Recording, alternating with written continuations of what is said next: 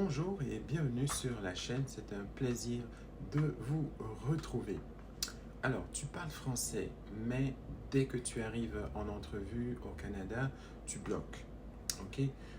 Tu ne sais pas quoi dire, comment répondre, ou tu manques de confiance, d'accord? Donc aujourd'hui, je vais te montrer exactement comment réussir une entrevue en français. Comment réussir une entrevue en français, même si tu n'es pas encore parfaitement à l'aise. Ok? Et crois-moi, ce que je vais en fait partager avec toi peut littéralement changer ta vie professionnelle. Alors, si tu es nouvellement arrivé, si tu expérimentes encore cet environnement, cette vidéo est probablement faite pour toi. D'accord? Donc, il ne suffit pas de parler français, il faut savoir se vendre en français. Et c'est une des raisons de la chaîne aussi. L'erreur que font 90% des gens, ok, c'est de penser que, voilà, qu'ils ont juste besoin de parler. Mais non, si je parle, ça va. Non, en fait, ça prend plus que ça. Il faut le deuxième niveau. Alors, raison pour laquelle une entrevue ici, ce n'est pas vraiment une entrevue de performance.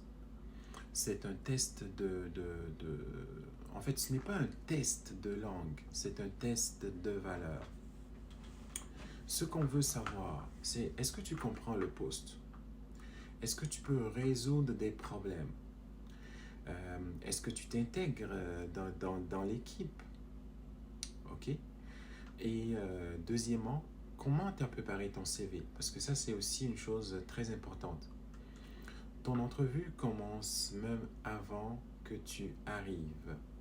Ton CV doit être adapté au contexte. Ok?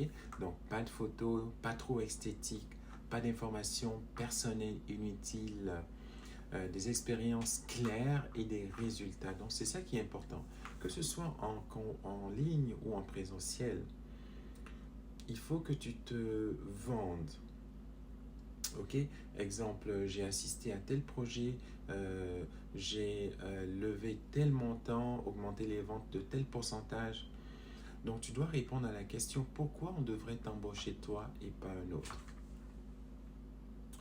Tu dois aussi connaître l'entreprise.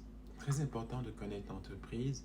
Donc, si tu arrives en entrevue sans connaître l'entreprise, c'est fini. Je te le dis tout de suite en partant, tu dois connaître leur mission, leurs secrets, leur positionnement sur le marché, leur culture. Donc, va sur le site, regarde les valeurs, les projets sur quoi ils sont en train de travailler en ce moment. Et tu peux même mentionner un projet sur lequel ils travaillent en ce moment. Tu peux dire, oh, j'ai vu que vous avez lancé le projet X et ça m'a particulièrement intéressé euh, parce que c'est quelque chose que j'observe depuis longtemps. Donc là, tu commences à avoir un profil sérieux. Tu dois aussi connaître ton sujet. Tu dois maîtriser ton domaine. En français, bien sûr. Donc, pas seulement comprendre, tu dois être capable d'expliquer. Si tu es prof, par exemple, tu dois être capable de donner des exemples, de monter un cours, de donner des exemples de réussite de ton parcours. Si tu es ingénieur, informaticien, de montrer les tâches, les situations, les actions, les résultats que tu as obtenus. Ok? Donc, tu peux dire, exemple, dans mon ancien poste, j'étais responsable de telle chose, j'ai mis en place telle chose, j'ai atteint tel nombre de résultats concrets. Et c'est exactement ça que les recruteurs veulent entendre. Tu dois aussi bien te présenter. Donc, la présentation, la première impression, elle est décisive. Ok? Donc, les 30 premières secondes, souvent, peuvent décider de tout. D'accord? Donc, c'est important de regarder les gens dans les yeux, avoir un léger sourire, pas un sourire nerveux, parler clairement, structurer tes phrases. Donc, structure parfaite. Et écoute, puis avoir la confiance. Bonjour, je m'appelle tant, j'ai X nombre d'années, j'ai de l'expérience dans telle chose. Je suis particulièrement intéressé par ce poste parce que simple, clair, professionnel. Tu dois aussi avoir une bonne apparence. On dit la vie ne fait pas le moine, mais ça compte. Surtout ici, on dit souvent que ça ne compte pas vraiment, mais c'est important d'être propre, soigné, adapté au poste. On ne demande pas nécessairement la cravate, mais tu dois ressembler à quelqu'un qui travaille déjà dans l'entreprise. En fait, c'est ça. Tu dois aussi préparer des questions, les questions classiques. Tu dois te préparer à répondre à certaines questions. Ok? Toi-même d'avance. Exemple, parle-moi de toi. Pourquoi veux-tu ce poste?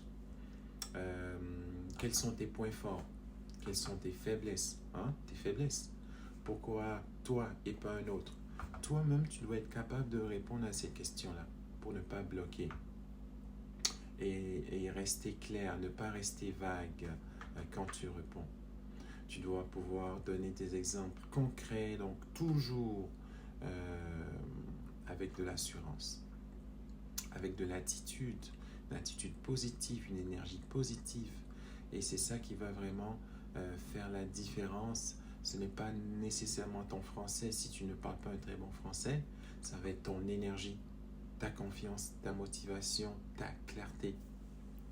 Montrer que je suis ici, vous avez besoin de moi. Et non, moi, j'ai besoin de vous. Donc, mentalement, insuffler ce changement-là. Ok? Et voilà. Donc, c'était un peu tout ce que je voulais te montrer par rapport à la recherche d'emploi, à la préparation. Si tu appliques tout ce que je t'ai dit dans cette vidéo, écoute, tes chances de réussite sont là. Tu es un candidat prêt, structuré et convaincant. D'accord? Et ça change tout. Ceci étant dit, dis-moi dans les commentaires comment est-ce que tu te prépares à recevoir, à passer ton entrevue. Comment est-ce qu'il y a des choses dedans que tu appliques déjà? Si oui, laisse-moi savoir. Allez, ciao, on se dit à bientôt pour une autre vidéo.